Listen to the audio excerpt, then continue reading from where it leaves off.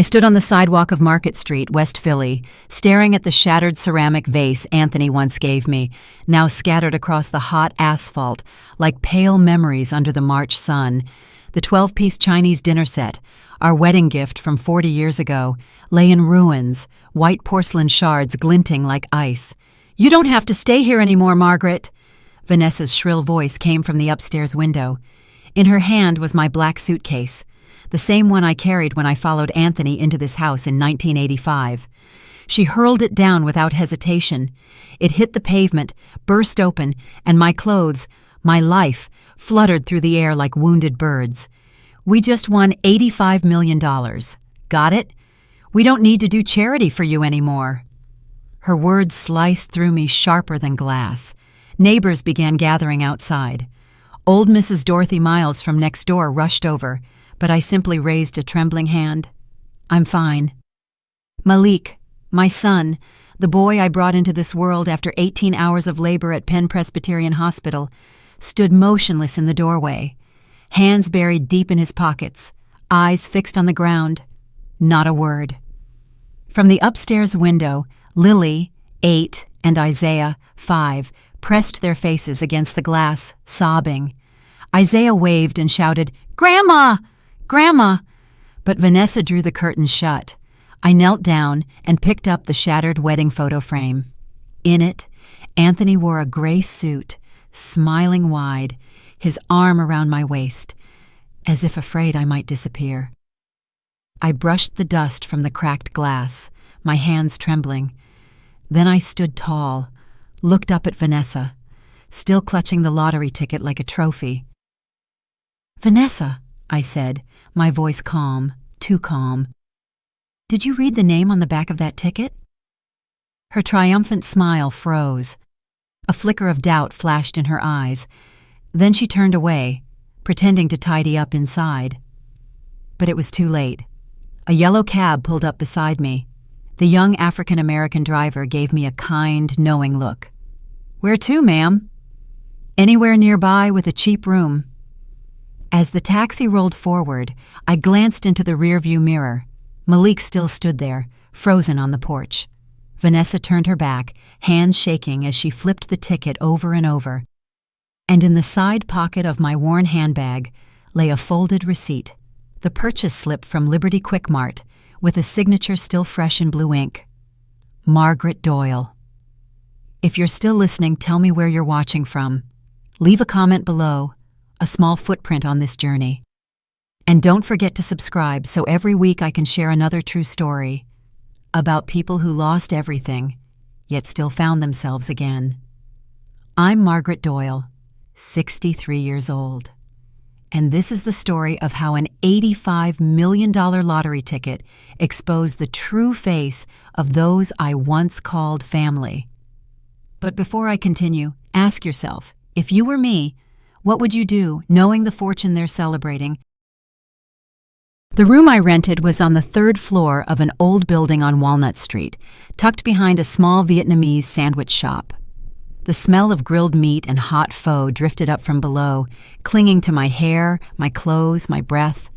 The room was barely 12 square meters, a single bed pushed against the wall, the thin mattress sagging in the middle, a wobbly wooden table with one short leg propped up by a folded newspaper. A small window overlooked a narrow alley lined with garbage bins stacked like black towers, standing lonely in the rain. I sat on the edge of the bed, the broken wedding photo frame resting on my lap. In the photo, Anthony was still smiling, that bright, gentle smile that once felt like sunlight after a long, dark night. I traced a trembling finger along his face. "Anthony," I whispered, "can you see this?" In the end, it's just me again. We met in a tiny coffee shop on South Street. I was 21, a part-time cashier with a dream of becoming an elementary school teacher. Anthony was 24, a carpenter, hands rough with calluses, but his eyes? Lord, those eyes were warm in a way that melted defenses. He came in one rainy April afternoon, soaked to the bone.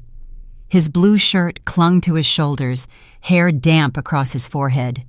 He ordered a black coffee and sat by the window, sketching in a notebook. "What are you drawing?" I asked when I brought his cup. He looked up shyly. "Designing a chair for a client. They want walnut wood, classic but practical." "You're a carpenter?" "Yes, ma'am." "A carpenter and an amateur artist." He smiled, then turned the notebook toward me. It was a pencil sketch. A girl standing behind a coffee counter, her hair in a bun, eyes gazing out the window. "Is that me?" I gasped. "I hope you don't find it strange," he said, scratching his head sheepishly. "You just seemed peaceful, like you didn't belong to this place." "I'm just a cashier," I laughed. He shook his head, voice steady. "No, you're more than that. I can feel it." 6 months later, Anthony knelt before me on South Street Bridge beneath the Golden City lights. In his hand was a small silver ring, no diamonds, just a pale blue stone. But to me, it was the most beautiful thing in the world. "Margaret Doyle," he said, voice trembling, "will you marry a man who isn't rich, but will love you till his last breath?" I burst into tears. Yes, 100 times yes. We married in a tiny church in Old City, no fancy reception, no expensive dress. I wore a simple white gown from a thrift store. Anthony borrowed his gray suit from his brother. Only 20 guests, all family and friends. But when he kissed me after the vows, I felt as if the whole world was ours. In 1985, we bought a small 2-story house in West Philly. Not big, but it had a front yard with an old oak tree, a kitchen large enough for a 6-person table, and a little loft Anthony promised to turn into a reading room. "One day," he said, "we'll have a child, and they'll grow up here, surrounded by love, not loneliness." Anthony grew up in an orphanage. He never knew his parents. He told me that some nights, the loneliness was so deep, he wished he could disappear. "So," he said, holding my hand tight, "our child will never feel that way. They'll know they're loved." Every single day, Malik was born on a snowy December night in 1987. Outside, snow fell thick across the Penn Presbyterian Hospital windows. I labored for 18 hours. Anthony never left my side, held my hand, wiped my sweat, whispered, "You can do it, Margaret." When the baby finally cried, Anthony cried too. He held Malik like he was holding the world, afraid he might break. "My son," he whispered, voice shaking, "I'll love you with everything I have." "I promise." And he kept that promise. Malik grew up in the scent of sawdust and varnish. By 5, Anthony had already taught him to hold a hammer. Every Saturday morning, father and son worked together in the garage. "Malik," Anthony said, pointing at a freshly cut plank, "life's just like wood. If you take your time and care, you'll make something beautiful. Rush it, and you'll leave cracks." Malik nodded, eyes bright, but the most important lesson came later. "Son, I'm not rich. We don't have much, but honor and your word, those can't be bought. Always sign your name on what you make. Stand by what you say, and never abandon the ones you love, no matter what happens." Anthony paused, his tone grave.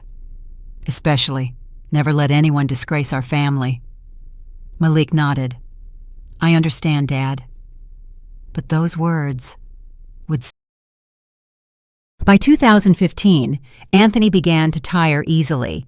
At first, I thought he was just overworked. He took on more jobs: dining tables for an Italian restaurant on South Street, bookshelves for Lincoln School, children's beds for Penn Children's Hospital. "I need to save more, Margaret," he said. "Malik's getting married soon." I want to leave him something, but the exhaustion didn't go away. Then came the cough, dry, deep, endless. In March, I insisted he see a doctor. The diagnosis, stage 4 lung cancer. He had 6 months. He survived 8. By the end, he was a shadow of himself, thin, fragile, but still smiling. He held my hand every night. "You're still beautiful, Margaret," he whispered. One night, when the pain wouldn't let him sleep, he took my hand. "Margaret, I'm sorry." "For what?" I choked out. "I promised I'd grow old with you, but I can't." I cried. "You've given me everything, Anthony. I need nothing more." He shook his head weakly. "There's one thing left to say." He drew a deep breath. "Never let anyone make you feel small." "Not even Malik," I froze. "Why would you say that?" "Because I know my son." He smiled faintly. "He's like me, weak under pressure. I fear one day he'll forget what I taught him." He squeezed my hand. "If that day comes, remember this. You're stronger than anyone knows. Love yourself, Margaret." "Promise me," I nodded. "I promise."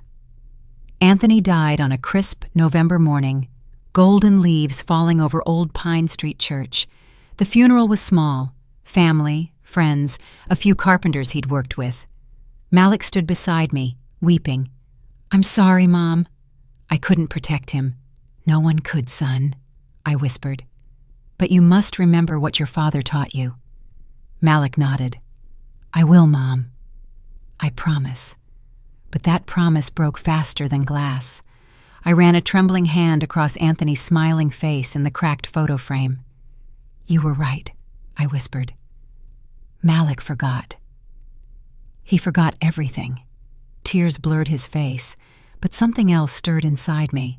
Not grief, not despair, but awakening. Anthony had told me, "Love yourself." And now I would. I opened my handbag and pulled out the lottery receipt. My name, Margaret Doyle, still clear in blue ink. I folded it carefully and placed it in a small box beside Anthony's wedding ring. Then I picked up the phone and dialed Cameron Blake, the lawyer Anthony once trusted. "Cameron," I said when he answered, "I need your help." "Margaret? What happened?" "My son and daughter-in-law just won $85 million, but they weren't the ones who bought the ticket." A pause. Then Cameron's voice, firm and steady. "I'm listening." That night, I didn't cry. I sat by the tiny window, staring at the dark alley below, listening to the rain drum on the roof, and I remembered Anthony's words. "Always sign your name to what you do." Stand behind it, I had signed. And now? Vanessa couldn't sleep that night. She lay in the king-size bed of the master bedroom, the same room Margaret had given up 7 years ago, the one Anthony had once painted a soft sky blue with his own hands. Beside her, Malik snored softly, face turned toward the ceiling, peaceful as if nothing had happened. But Vanessa's mind refused to rest.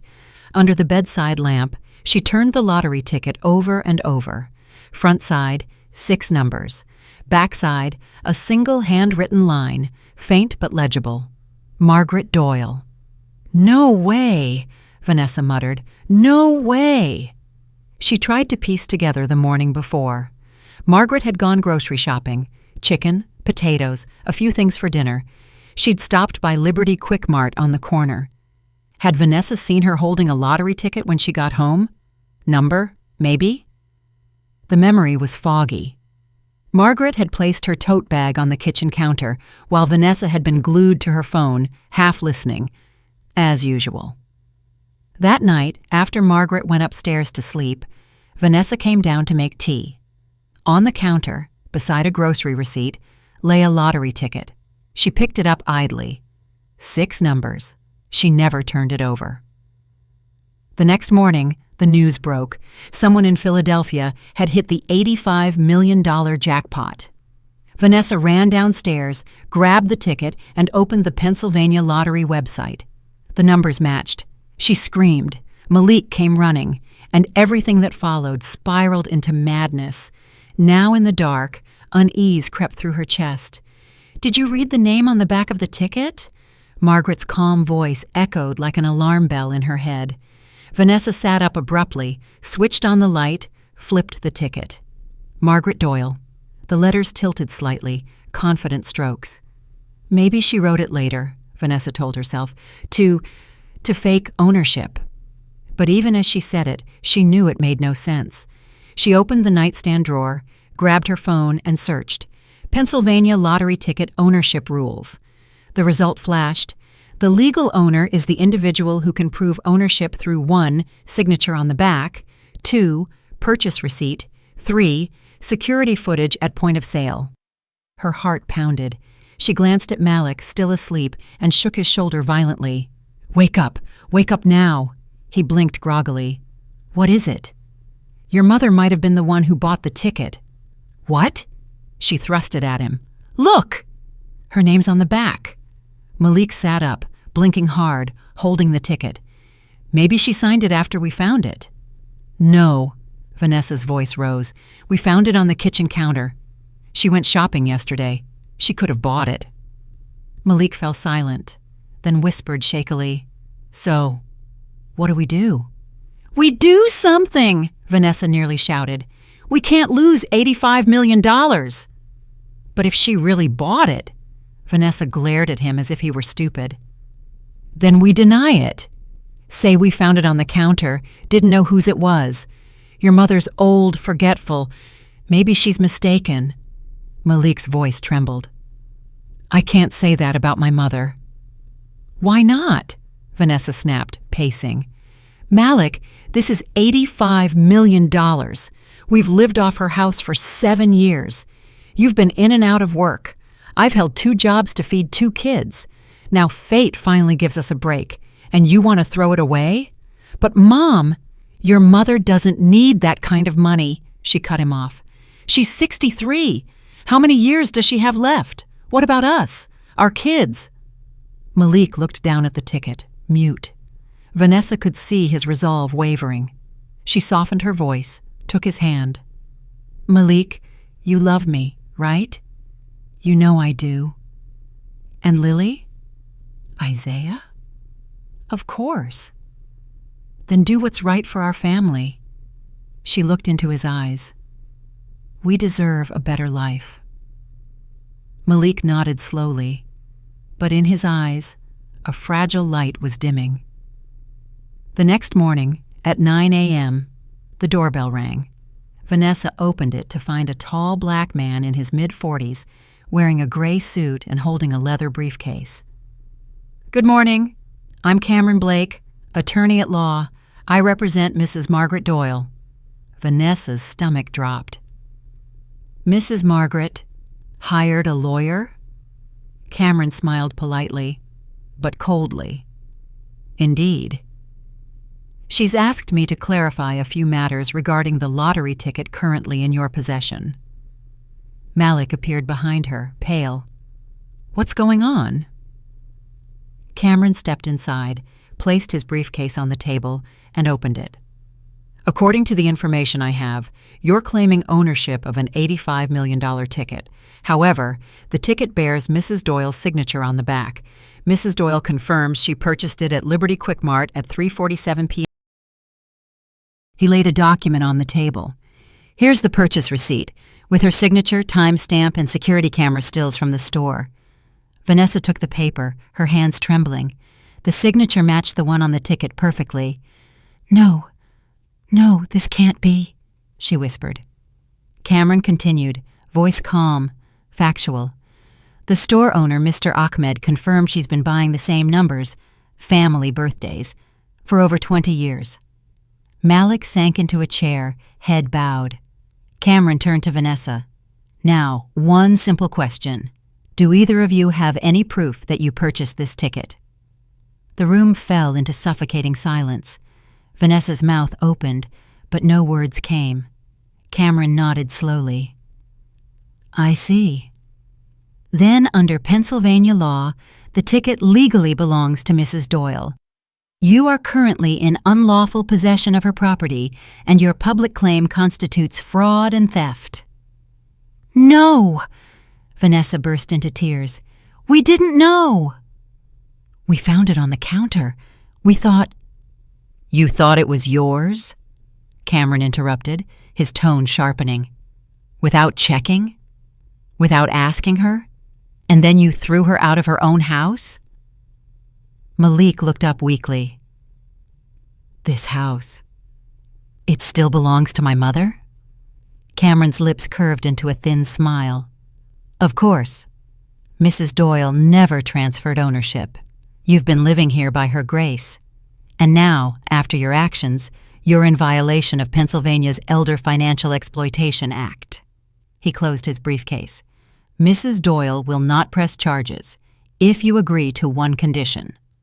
Vanessa's head shot up. What condition? You will immediately return the ticket, sign a no-contest agreement, and vacate this property within 30 days. 30 days? Malik cried. Where are we supposed to go? Cameron's tone remained ice-cold. That's not Mrs. Doyle's concern. You've lived rent-free for 7 years. It's time to stand on your own. He placed an envelope on the table. Inside is the agreement. You have 48 hours to sign, otherwise Mrs. Doyle will file suit, including claims for emotional and reputational damages. And trust me, that's not a story you want playing out in court. At the door, he turned back. Oh, one more thing. The story has leaked to the press. Reporters are already chasing the headline, Son and daughter-in-law attempt to steal elderly mother's lottery fortune. I advise you both to stay quiet. The door clicked shut. Silence flooded the house. Vanessa collapsed to the floor, sobbing. Malik stared blankly into space, face pale. Lily ran downstairs, eyes red and puffy. Mommy, why were you yelling? Where's Grandma? Vanessa couldn't answer. Isaiah followed, clinging to Malik's leg. Daddy, I miss Grandma. When is she coming back? Malik hugged his son, tears streaming down his face. Daddy's sorry, he whispered. Daddy was wrong. Meanwhile, I sat in Cameron's office, overlooking Market Street. Thank you, Cameron, I said softly. He nodded. Anthony once told me, if anything ever happened, he wanted me to protect you. I'm just keeping my promise. I smiled faintly. He always worried about me more than himself. What will you do now, Margaret? I paused, then said quietly, I'll claim the winnings. Buy a new house, small, peaceful, just me and the memory of Anthony. And most of it, I want to use to help people like me, the elderly who've been exploited by their families. Cameron nodded. A noble idea. As for Malik, I hesitated, my voice trembling. I won't abandon my son. But I won't let him and Vanessa take advantage again. If he wants to come back into my life, he'll have to prove he's changed. Truly. Cameron smiled. Anthony would be proud of you. I looked at the sunset bleeding across the Philadelphia skyline. I hope so, I whispered. That evening the phone rang. Malik. I hesitated, then answered. Mom. His voice broke. I'm sorry. I'm sorry for everything I said. Nothing. There's no excuse. I was wrong. I let Vanessa and greed blind me. I forgot Dad's lessons. I forgot everything you did for me. He sobbed. I could hear it clearly through the line. Mom, I don't expect forgiveness right away. I know I don't deserve it. I just want to say, I love you, and I'll spend the rest of my life making it right. I closed my eyes. Tears welled. Malik, I said, voice shaking. I still love you. But love doesn't mean I'll accept everything. You need to stand on your own. Become the man your father wanted you to be. I understand, Mom. I won't give you money, but I'll still be your mother. If you need advice or a meal, I'm here. But money, you'll have to earn it yourself. I understand. Thank you, Mom. I hung up, and for the first time in days.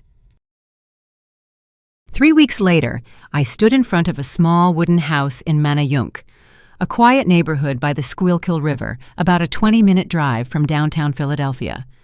A one-story house, painted pale blue, with a white fence and a tiny yard out front. Not big, not flashy, but it was mine. Entirely mine. Do you like it? Cameron asked, standing beside me. I nodded. speechless. Tears spilled over. This time, tears of happiness. "Anthony," I whispered, "do you see this? I have a home of my own again." In the first week, I had only a single bed, a used table and chair set from Goodwill, and a small TV. But that was enough. Every morning I got up at 6, made coffee, and sat on the front steps to watch the sun rise in the east. Cool, clean air, birds, the rustle of leaves, peace. For the first time in years, I felt like I could breathe. Dorothy Miles, the elderly neighbor from West Philly, came to visit one weekend afternoon. She brought a basket of homemade cookies and a bouquet of roses. "Margaret, you look so much better," Dorothy said, hugging me tight. "Thank you for always being there, Dorothy." She shook her head. "You deserved better than what you got, and now you have it." We sat on the porch, drinking tea and chatting. Dorothy said the West Philly community was buzzing about my house. "People are saying Vanessa and Malik got the lesson they deserved," she said. "But there are also those who feel for the two little ones, Lily and Isaiah." I lowered my eyes to my teacup. "I love the kids too," I admitted. "But they need to know the truth. They need to understand that actions have consequences." Dorothy nodded. "Right. But don't forget, they're still little. They're not Vanessa or Malik. They're innocent." I knew Dorothy was right, but I wasn't ready to see the kids yet. Not yet. In the second month, I started fixing up the house. I hired a young Puerto Rican carpenter named Luis, about Malik's age. Luis worked hard, carefully, always with a bright smile.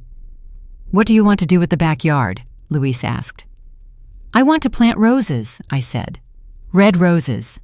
My husband loved red roses. Luis nodded. "Let me help you make the prettiest garden on the block." And he kept his word.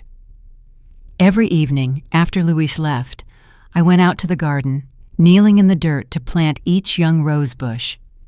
Mud on my hands, an aching back, but I felt alive again. I remembered when Anthony was still here. At the old house, we gardened together. He grew vegetables, I grew flowers. He used to say, "Margaret, you plant flowers better than a professional." I laughed. "You're exaggerating." "No, it's because you plant with love." Now, I was planting again, not for anyone else, but for myself. One evening, the phone rang, an unknown number. I hesitated, then picked up. "Hello, this is Renee Caldwell, judge at the Philadelphia Family Court." My heart clenched. "Yes, ma'am. I'm calling about the matter between Margaret Doyle and Vanessa Reed regarding custody. You're the grandmother of Lily and Isaiah, correct?" "Yes." "The court is considering granting temporary custody to a relative while Malik and Vanessa undergo counseling and financial rehabilitation. Would you like to be considered?" I froze. I don't know yet." "You don't need to decide now. But I want you to know, the children miss you very much. They've asked to see you many times." Tears welled up. Are they well?" "Physically, yes. But emotionally," Judge Caldwell paused. "They're traumatized. Lily has stopped eating. Isaiah can't sleep. They need stability." I closed my eyes, took a deep breath. "I need time. I understand. You have 2 weeks.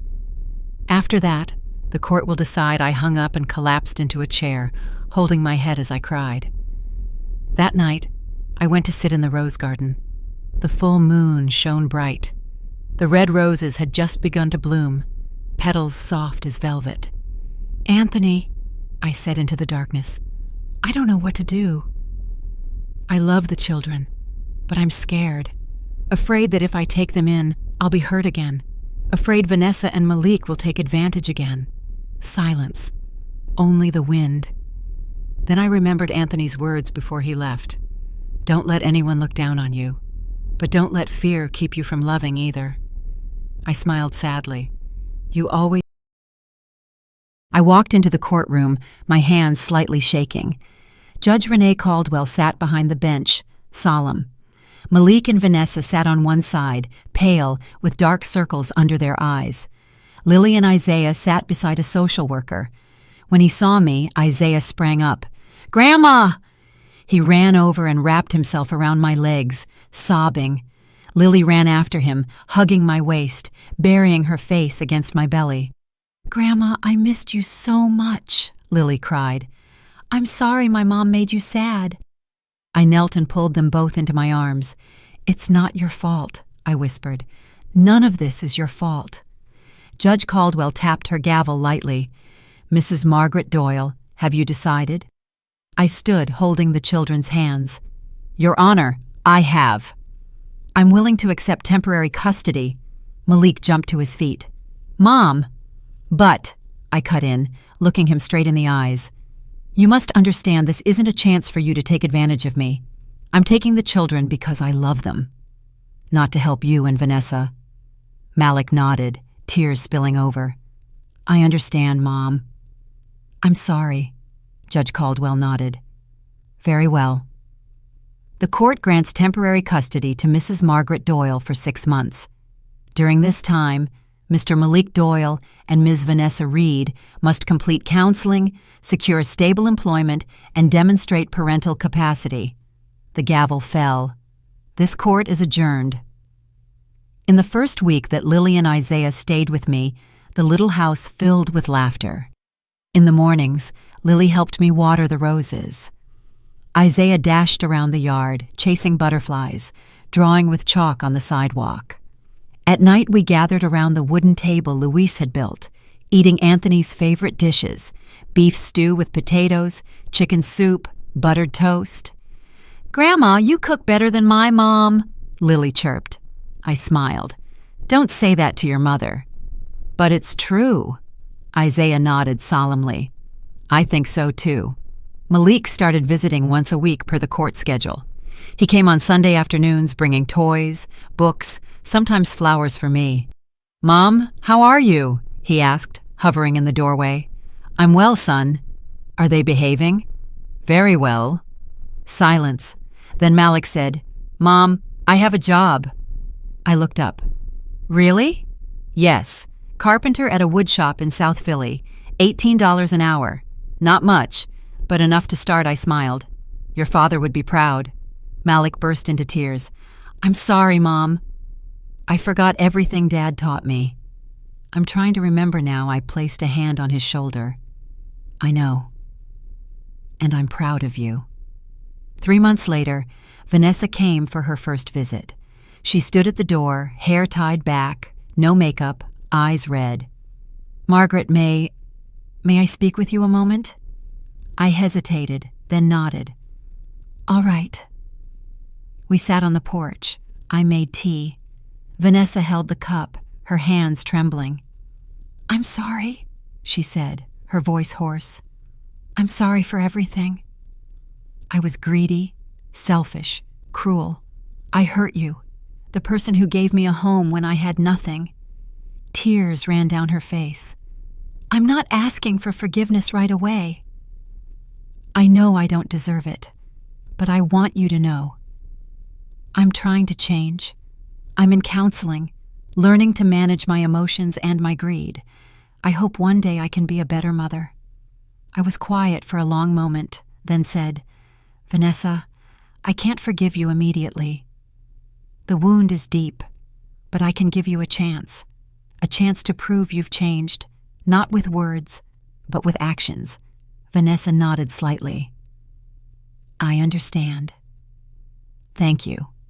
6 months passed. Lily and Isaiah grew up with love and structure.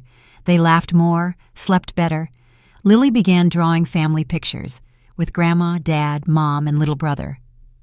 "Grandma, I want us to always be together," Lily said. I hugged her. "So do I, sweetheart." Malik and Vanessa completed counseling. They found stable jobs. They rented a small apartment in Fishtown, and they began rebuilding their lives. Not perfect, not easy, but they were trying. That night, after the little ones were asleep, I sat in the rose garden and looked up at the star-filled sky. "Anthony," I whispered, "do you see this?" I did it. I rose from the ashes. I found myself again. A gentle wind drifted through, carrying the scent of roses, and I knew somewhere out there. One October morning, golden leaves blanketed the yard as I was making breakfast for Lily and Isaiah when the doorbell rang. I opened it to find an elderly woman, about 70, hair silver white, wearing a worn sweater, her eyes swollen from crying. "I'm sorry to bother you. Are you Mrs. Margaret Doyle?" Her voice trembled. "Yes, that's me." "How can I help you?" She burst into tears right there on the doorstep. "I read about you in the Philadelphia Inquirer, how you fought to reclaim your lottery winnings from your son and daughter-in-law. I'm going through something similar." I led her inside, easing her onto a chair. "What's your name?" "Eleanor Wright." "My son, Michael. He took all my retirement money. I worked 35 years at the Frankfurt textile mill, saved $120,000. Michael convinced me to let him invest it for me, then disappeared. Took everything." Eleanor sobbed, voice breaking. "Now I have nothing. My apartment lease expires soon. I don't know what to do." I took her cold, wrinkled hands in mine. "Did you go to the police?" "I did. They said it'll take time, maybe months, maybe years, but I don't have time left." In her eyes, I saw myself. The same pain, the same helplessness, the same betrayal by the person she loved most. "Mrs. Wright," I said firmly, "I'll help you." That night, after the kids were asleep, I opened my laptop and started searching. Elder Financial Abuse, Philadelphia. Hundreds of headlines appeared. 70% of elderly Pennsylvanians experience financial exploitation by family members. Seniors lose an average of $50,000 per year to scams. Lack of legal support for victims of elder abuse. I read every article, my heart sinking. Eleanor wasn't the only one. There were thousands, just like her, just like me. I remembered Anthony's words, "If you've ever known pain, use it, so others won't have to suffer the same." I took out pen and paper and began to write. Philly Safe Elders Network, the Philadelphia Network for Elder Protection Mission, provide free legal aid for victims of elder financial abuse, offer temporary housing for seniors displaced from their homes, deliver mental health counseling and community reintegration, educate families about elder rights and financial safety. I wrote through the night. When the clock struck 3 a.m., a full proposal lay before me. If you've made it this far, what do you think Margaret should do next? 1. Quietly help individuals, one by one, or 2. Build something bigger, an organization to protect countless others. Comment below and subscribe to follow this journey each week, because the story that follows will give you the answer. "Margaret, this is a brilliant idea," Cameron Blake said after reading the proposal. "But are you sure?" "It'll take a lot of time and money, I'm sure," I replied. "Anthony left me a home. I won $85 million. I have the means, and more importantly, the purpose." Cameron smiled. "Anthony would be proud. Can you help me set it up as a nonprofit?" "Of course. I'll do it pro bono."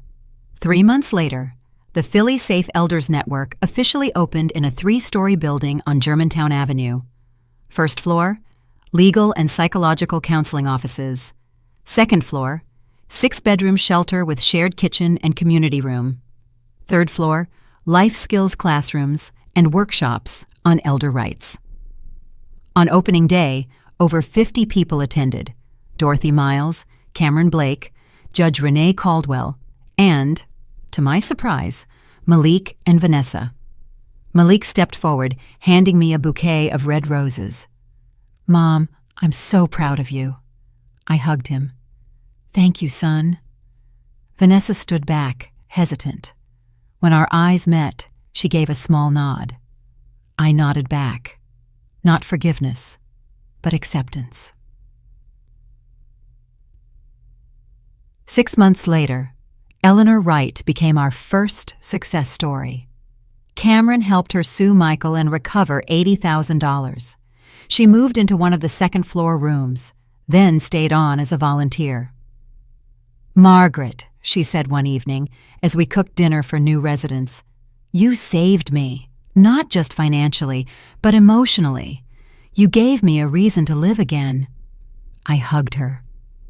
We saved each other, Eleanor. Lily and Isaiah often visited. They played chess, painted, and read with the seniors. One elderly man, Harold, 75, whose daughter had taken his house, especially adored Isaiah. He taught him chess. "You remind me of my grandson," Harold said, eyes glistening, "but I haven't seen him in years." Isaiah hugged him.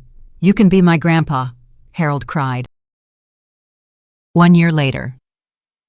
The Philly Safe Elders Network had helped more than 120 seniors, recovered $3.2 million, found stable housing for 45, and reconciled 80 families. The mayor of Philadelphia invited me to City Hall for a press conference and handed me a plaque. Margaret Doyle has turned personal pain into public purpose. She is a symbol of resilience and compassion. I stood at the microphone, looking out over the crowd. Malik, Vanessa, Lily, Isaiah, Dorothy, Cameron, Eleanor, Harold, and hundreds of others. "I didn't do this alone," I said. "I did it with my community. For everyone who once felt hopeless like I did. I want to tell you all, no matter your age, no matter what you've lost, you can rise again. You still matter." Thunderous applause. That night, I came home, tired but happy. Malik and Vanessa joined me for dinner. For the first time in 2 years, we sat together as a family. Malik cooked steak, Anthony's old recipe. Vanessa made salad and garlic bread. Lily and Isaiah set the table and placed roses in a vase. "Thank you for this dinner," I said as we sat down. "No, Mom," Malik shook his head. "Thank you for not giving up on me." "For giving me a second chance," Vanessa added, voice trembling. "And thank you for giving me one too. I know I don't deserve it, but I'll spend the rest of my life proving I've changed." I looked around the table, the faces I loved most. Not perfect, but ours. "We've been through so much," I said, "but we're still here, together." I remembered a night long ago when Anthony and I lay in bed, staring at the ceiling. "Margaret," he asked, "if I were gone one day, what would you do?" "Don't say that. I'm serious. I want you to keep living, not just surviving. What would you do?" I thought for a while. "I'd help others. I'd turn my pain into something meaningful." Anthony smiled. "That's why I love you." After dinner, we sat around the backyard fire pit. Lily and Isaiah roasted marshmallows, squealing when the sugar caught fire. Malik sat beside me, eyes reflecting the flames. "Mom, I miss Dad so much." "I do too, son." I keep thinking about what he said, about honor and responsibility.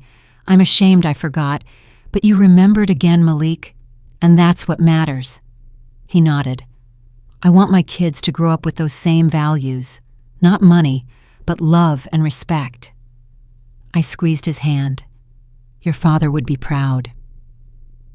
That night, after everyone had gone home, I sat alone in the rose garden. The moon was bright, the wind gentle, the red roses in full bloom. I held the wedding photo, now in a new frame, no longer cracked, and placed it on my lap. "Anthony," I whispered, "do you see this?"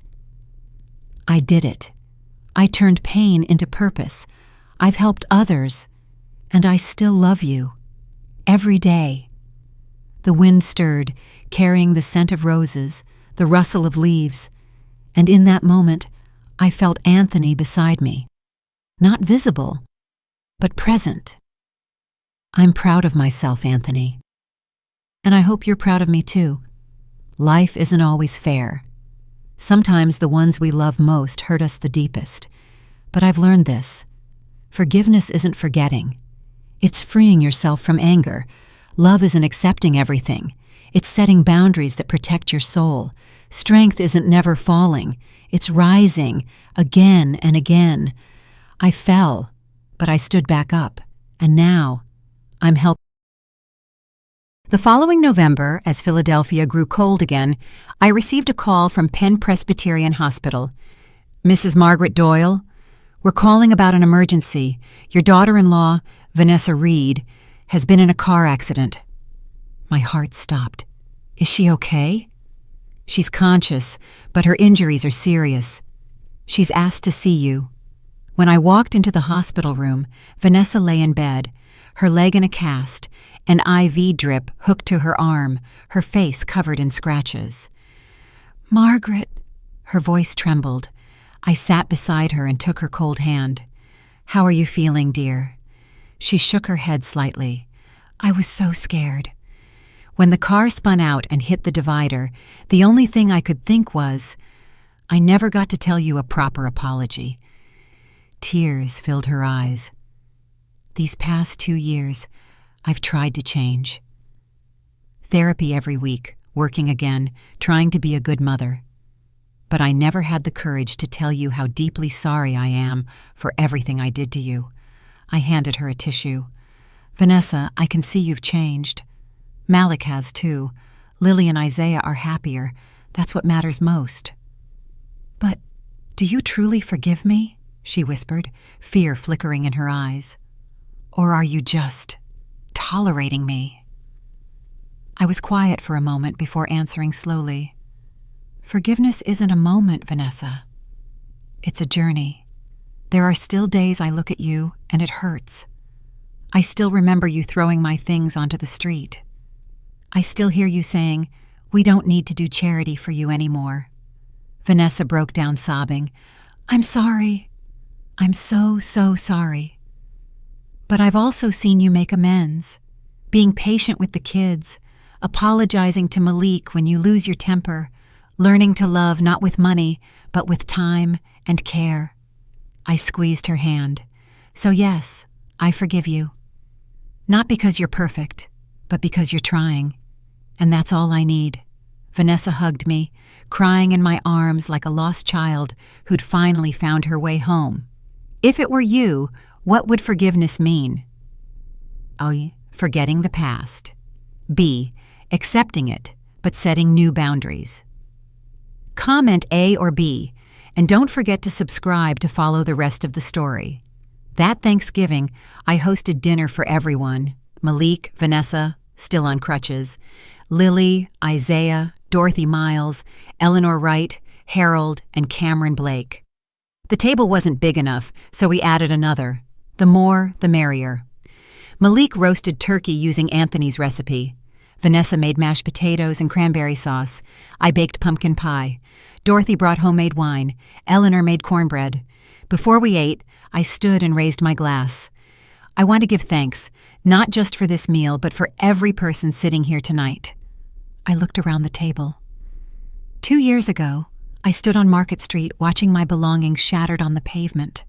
I thought my life was over, but that was only a chapter closing, so another could begin. I turned to Malik.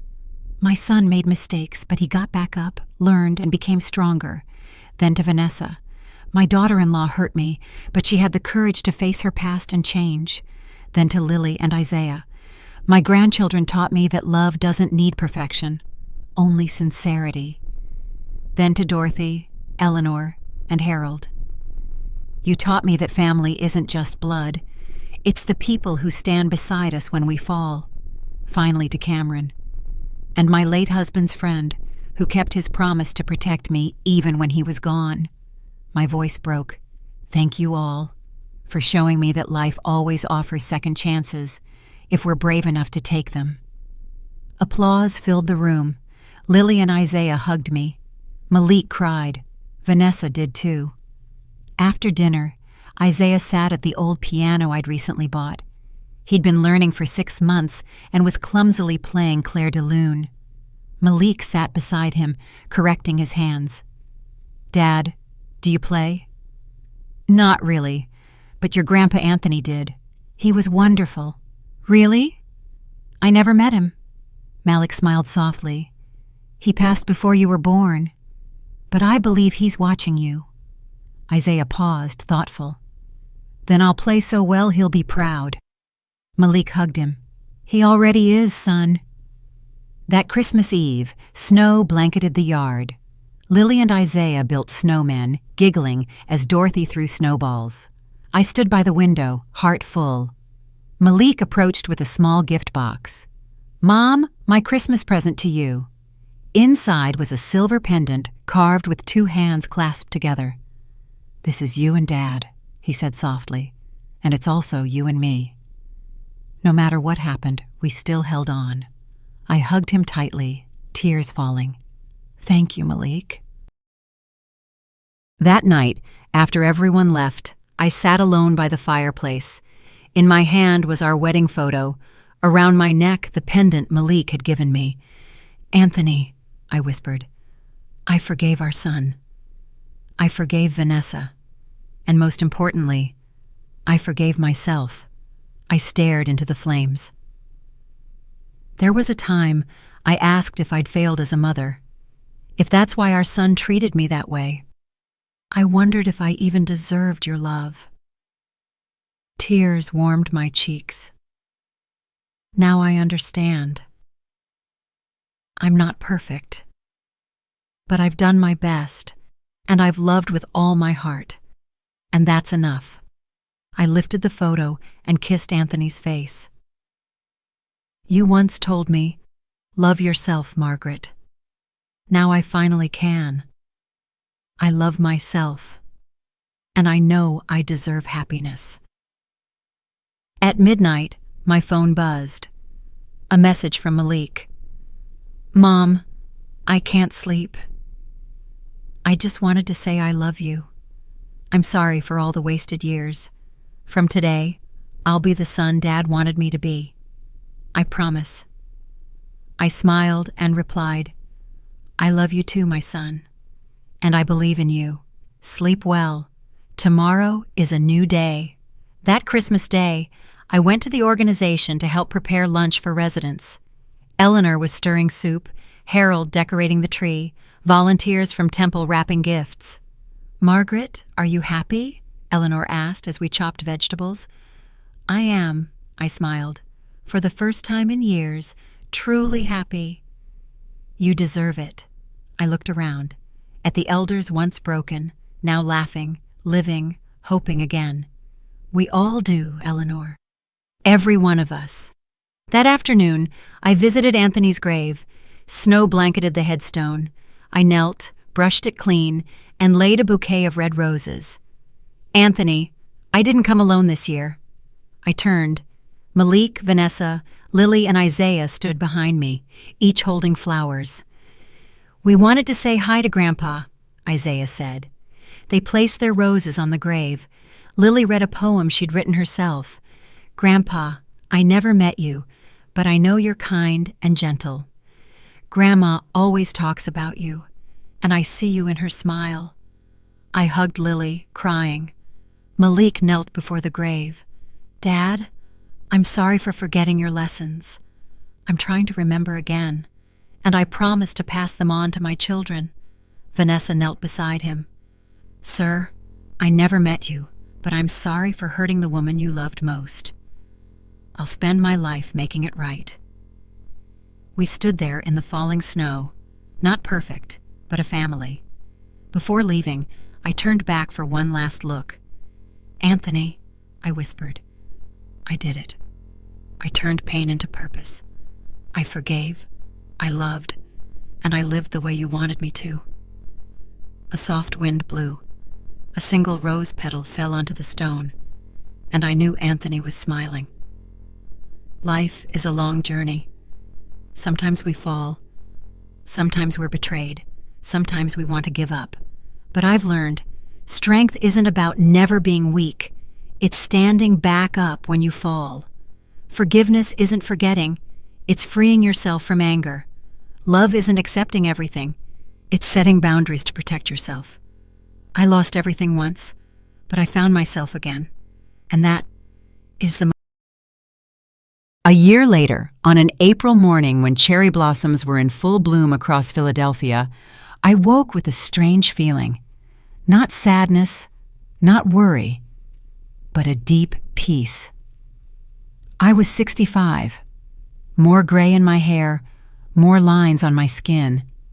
But in the mirror, I saw a stronger woman, a more confident woman, and most importantly, a happier one.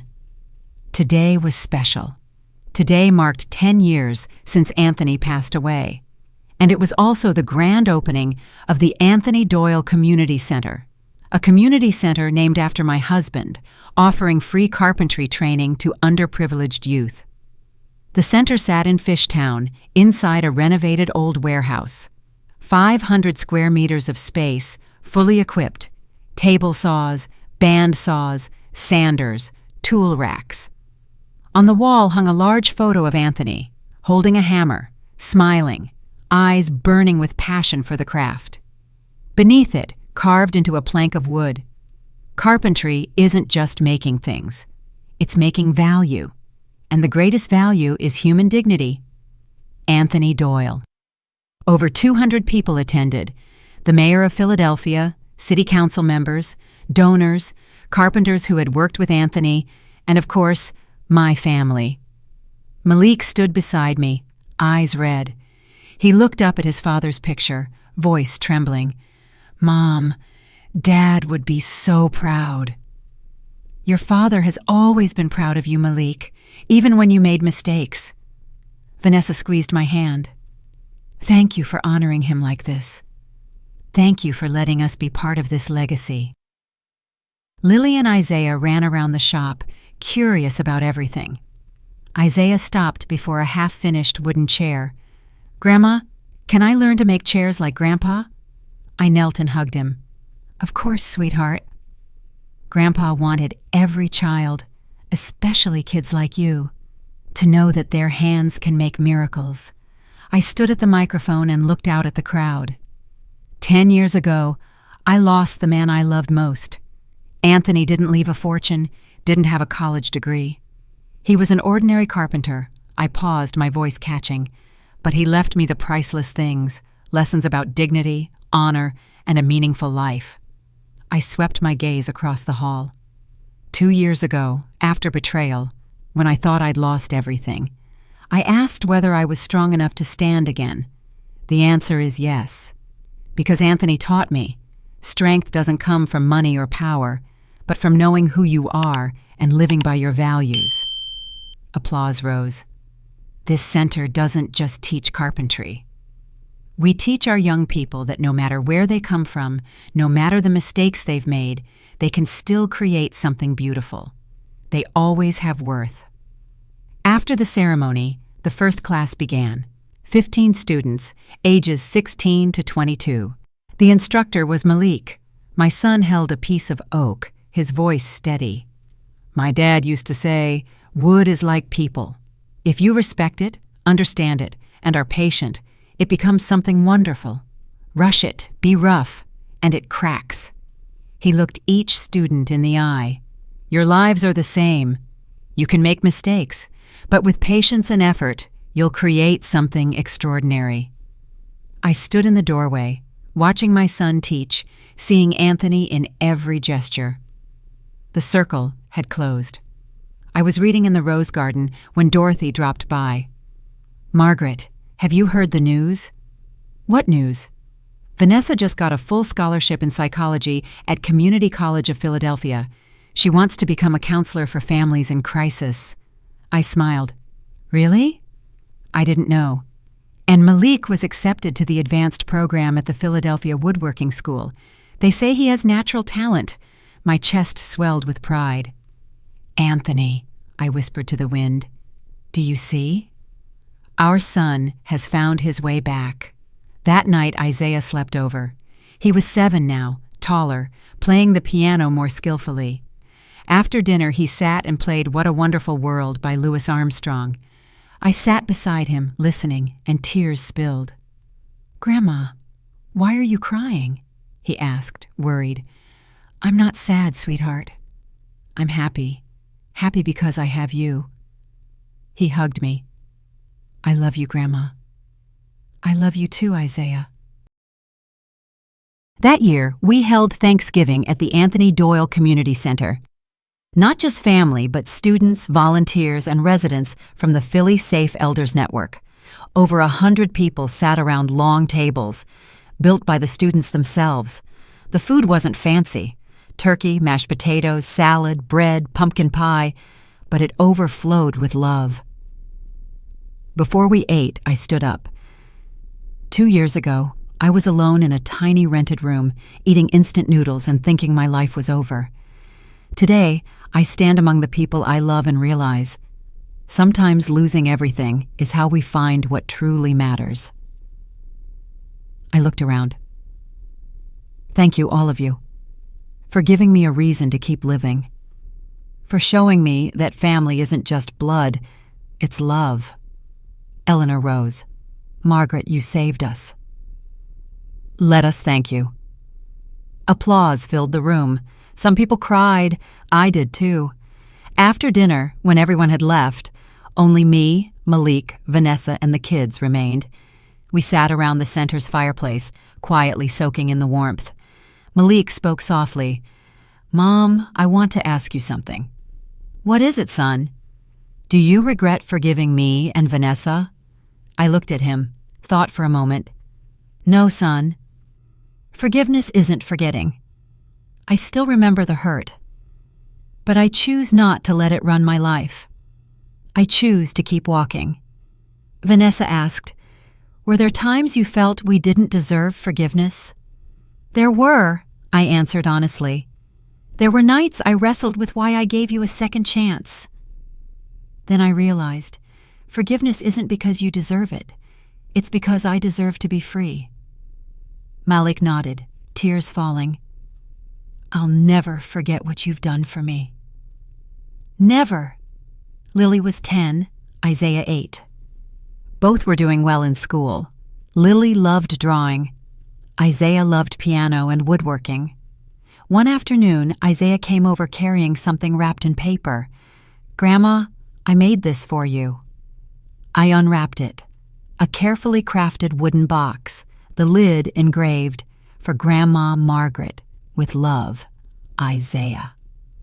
I hugged him, choked up. "You made this all by yourself?" "If Dad helping a tiny bit still counts as by myself, then almost," he grinned. "I wanted to make it myself so you'd know how much I love you." "I already know, sweetheart." "I always have." That evening, I sat alone in the garden, holding Isaiah's wooden box, gazing up at the star-filled sky. "Anthony," I whispered, "do you see? Our grandchildren are growing up with the values you taught: love, respect, and the understanding that a person's worth comes not from money, but from character." I smiled. "Your legacy lives on, Anthony, and it will keep living for generations. People say life is a book of many chapters. My chapter with Anthony has closed. The chapter of pain and betrayal has passed as well. Now I'm writing a new chapter, a chapter of hope, healing, and love with boundaries. I don't know how long this chapter will last, but I know one thing for certain. I'm no longer afraid, because I've learned that strength isn't never falling. It's getting up after every fall. Forgiveness isn't for the one who hurt you. It's a gift you give yourself. Self-love isn't selfish. It's essential. Dorothy stopped by with cookies. "Margaret, you look younger these days." I laughed. "Because I feel younger. For the first time in years, I feel alive." "Do you regret anything?" I thought for a moment. "I regret that it took me so long to learn to love myself. Otherwise, no. Everything taught me lessons nothing else could." Dorothy nodded. "You're the strongest woman I know." I shook my head. "I'm just a woman who learned not to let anyone take her dignity." I lay in bed, staring at the ceiling, wrapped in perfect peace. Beside me, our wedding photo, the pendant Malik gave me, the wooden box Isaiah made, and Lily's family drawing. All proof that I didn't give up. I fought. I survived. And I found happiness. Anthony, I whispered before sleep, I did it. I'm living just the way you hoped I would. I pray that when we meet again, you'll hold me and say, "You did well, Margaret." I closed my eyes, and for the first time in many years, I slept with no dreams of pain. And that is my journey. I'm Margaret Doyle, the woman who went from an $85 million lottery ticket through pain and loss to finally coming home to herself. If any part of this story touched you, leave me a comment. What moment made you believe you deserve to be happy again? I read every comment as if it were a handwritten letter. If you'd like to keep walking beside Margaret, Malik, Vanessa, Lily, and Isaiah, and hear more stories of healing here in Philadelphia, don't forget, subscribe so you don't miss the next chapter. Turn on notifications so YouTube reminds you when the story continues. Like and share this video with someone who might need a little courage today. Next week, I'll tell you about the first day of the carpentry class. 15 wooden planers, 15 nervous young faces, and one surprising lesson Malik taught them, along with a hidden secret Anthony left inside an old wooden cabinet. Can you guess what it is? See you in the next episode, and thank you for staying until the very end. Subscribe now. There's always a seat waiting for you.